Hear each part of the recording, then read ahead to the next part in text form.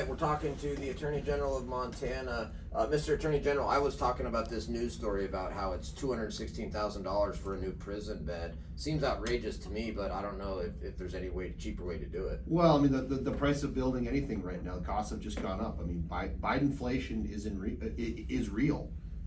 You can't insert a couple $1 trillion worth of paper into the economy and not have inflation. So we're dealing with it for sure. We are probably at a spot in the state where we need to start talking about a second prison. I mean, Deer Lodge is full. There's a reason the legislature has to contract with an outside private prison company and send some of our felony inmates to Arizona. It's because we don't have space for them here.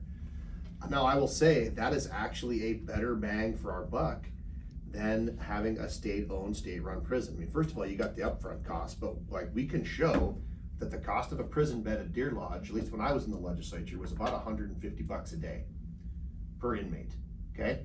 You compare that to the private prison in Shelby, Core Civic, and that's who we contract with for the out-of-state beds as well. A couple of years ago, that was about $75 a day. So that just gives you some context when we're talking about actual expense to the taxpayers. You know, those private prisons do a pretty good service for us. Yeah, I mean, I'm personally in favor of not only private prison. You know, George W. Bush was right when he tried to partially privatize Social Security. Think about, now we're looking at Social Security basically headed towards insolvency and bankruptcy here in just a few short years. So privatizing certain things is always a good idea. Mr. Attorney General, I saw you actually recently got a win at the Montana Supreme Court on the housing laws that the Montana Supreme Court upheld. So I guess congratulations for getting a win there at the Supreme Court. I mean, it doesn't happen very often. We all know how much the Montana Supreme Court likes conservatives and how much they like Republican legislation.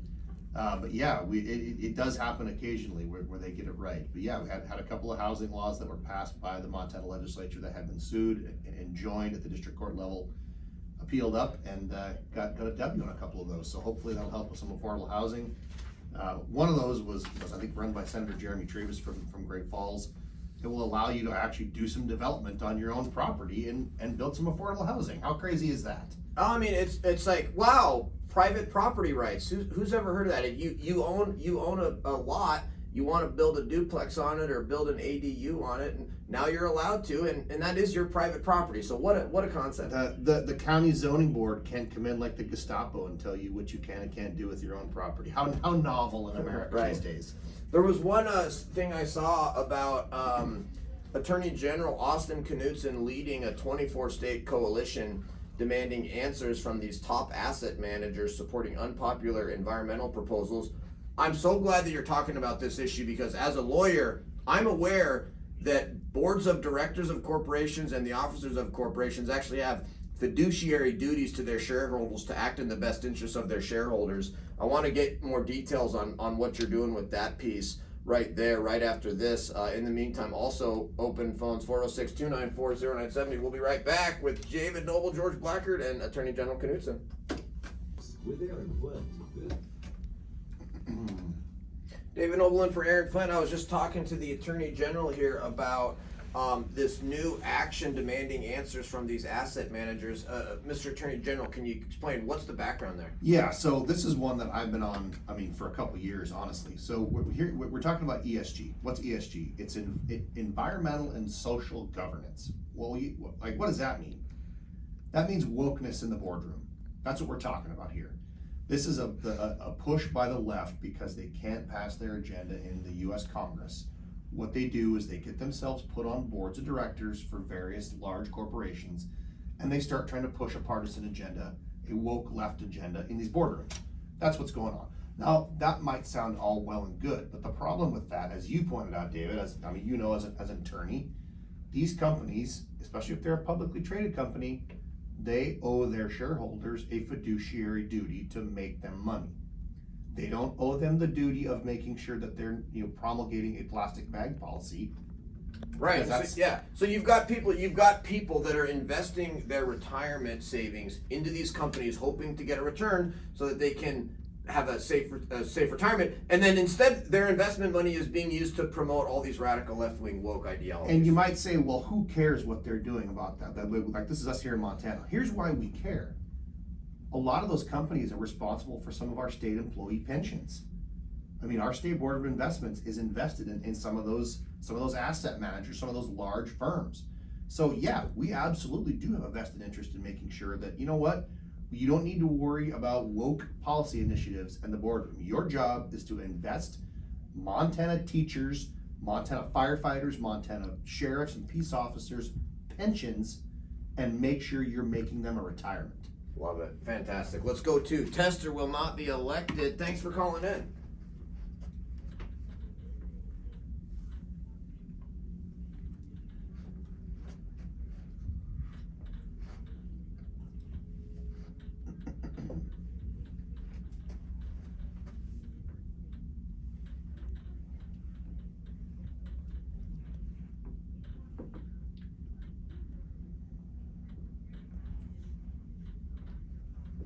Great question. Thank you. So let's start with your first part of the question. What are we doing? Excuse me. We've got a number of task forces. I mean, we've got a number of high intensity drug trafficking area task forces. A lot of times those task forces are also dealing with gang issues. Because look, we know we've got a couple of Mexican cartels working here in Montana. They're pretty strident about it. That's happening. There's a gang task force here in Yellowstone County, here in Billings. Because this is obviously the biggest population center in the state. This is where we see a lot of the problems. Am I willing to take the steps necessary? Well, I mean, that's an easy one for me to say absolutely and pound my fist on the table. But you have to remember, I don't have this all-encompassing law enforcement power that people think maybe the Attorney General does. I have some authority over your county prosecutors. I have absolutely zero authority legally over your county sheriffs or your local police departments. And that's just a function of our Constitution and our state law. And that's actually a good thing. Like, your local elected sheriff is your highest law enforcement official. That's the way our state system is set up. And that's a good thing. That's probably somebody you know. It's probably somebody who's accountable to the locals. Right. Somebody like Sheriff Slaughter. Sheriff Slaughter, Sheriff Linder, like, we've got a great group of sheriffs across the state of Montana. They really do a fantastic job. I work really hard to keep those relationships up. But I don't want to put words in people's mouths, but I don't think Sheriff Jesse Slaughter would handle a gang problem. I don't think he would tolerate gangs coming into Cascade County very well. Look, I got a question for you, and George, feel free to jump in anytime here. But does the Attorney General's office deal at all with extradition requests from foreign countries? And the reason I bring this up is because the UK was arresting people for posting social media comments that were negative towards immigration or Islam, and the UK government actually threatened to extradite American citizens to charge them with crimes in the UK for posting comments online of negative comments towards immigration or Islam.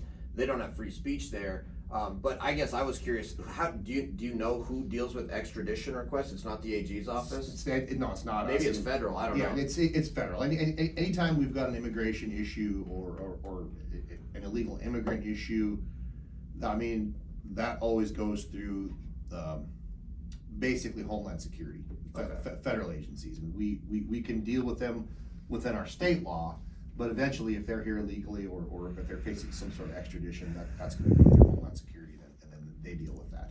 When they actually decide to deal with that.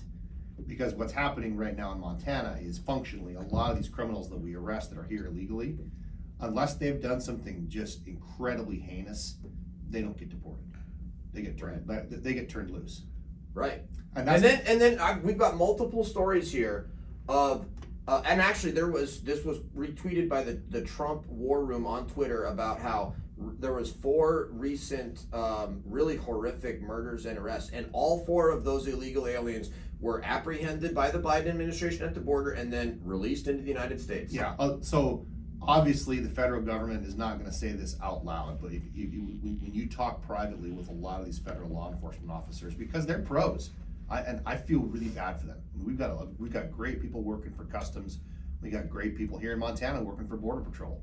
And they want to do their job. They want to do their job. By and large, this is conservative law enforcement professionals that want to do their job, and they're not being allowed to. You talk to those guys privately, they will tell you, we're not deporting anybody. I mean, unless it's somebody who's committed a murder or something just absolutely really, really heinous, they're not deported. They're turned loose. Unreal. And we're paying for it. Unbelievable. You know, I want to go back a little bit to these Narcan kits that you're talking about, you're rolling out in the schools. Now, I mean, it's great to have those to treat that, but we know that we have to stop this flow of fentanyl into the United States, and part of that's the large part is our open borders, and that they're letting these people through. But what can you do as Attorney General of Montana to help keep it out of the state and out of the country? Well, the best thing we know how to do is, we're not even asking for new federal law. So people have asked me, why are you suing the Biden administration? That's why. I mean, we got to be close to a dozen or so lawsuits that Montana has filed against the Biden-Harris administration, just asking them to enforce federal law that's already on the books. We don't need new laws. We've got very, very strict, good immigration law, border security law. They're just ignoring it. Right. And flagrantly. Is there any special prosecution for people that deal in fentanyl? Is it different from other drugs? It is now. So, and this is a really good point. Up until last year, up until 2023, no, our state laws did not have anything special on the books to deal with fentanyl. And that tells you how quickly fentanyl has come in. I mean, we really had to react quickly with that, because the crimes that a fentanyl dealer could be charged with just were inadequate. Mm-hmm. So my office, we drafted an entirely new bill, a 70+ page bill. Now that sounds bad, but I mean, it's all criminal code that we had to update to basically bring our state criminal laws into today's world to deal with fentanyl. So that included mandatory minimum sentences and first-time felonies. If you're dealing fentanyl and you get caught in Montana, it's no longer, a 6-month deferred suspended sentence and probation. You're dealing fentanyl in Montana, you're going to Deer Lodge, period. First-time felony. I wanted to there's a couple other things I saw on the DOJ press release, because when I prepare for the show, I like to go to the governor's newsroom and the DOJ newsroom. This one I think is really important. Attorney General Knudsen launching curriculum to educate students about human trafficking and online exploitation. As a stepdad of a young stepdaughter who's constantly asking me to get on social media, and I'm constantly saying no, tell us what you're doing on that front, because I think letting these little kids know about how dangerous this stuff is critical. It absolutely is, and this is an admonition to parents too. I mean, we know that kids nowadays are spending an inordinate amount of time on social media, on the internet. You have to understand how risky that is. That is one of the top main ways that human traffickers and prospective pimps get to their next victim. I mean, they're very good at identifying vulnerable young people, typically young girls, not always, but typically. And very often those relationships are being started online now and through social media. So we have rolled out a curriculum. We've partnered with a great nonprofit called Unchained. And we've got a curriculum. It's a pretty comprehensive curriculum now that we've put on our DOJ website, free of charge, front facing. There's short form video, there's long form video, there's actually classroom discussion outlines, there's links to other nonprofit organizations that are tackling human trafficking in Montana. But we even just try to get into the schools and just talk to kids about the dangers. We'll actually bring in one of our DCI agents that deals with internet crimes against children to kind of scare kids into, it's not just harmless online. No, it needs to. I think that's a fantastic initiative you're doing. One of the things that I really recommend for parents is do not have a different operating system than your child, because the parental controls only work if you've got an Apple and an Apple. And with Apple, they've got some really great controls where you cannot allow a new contact without parental permission. That's what I've got for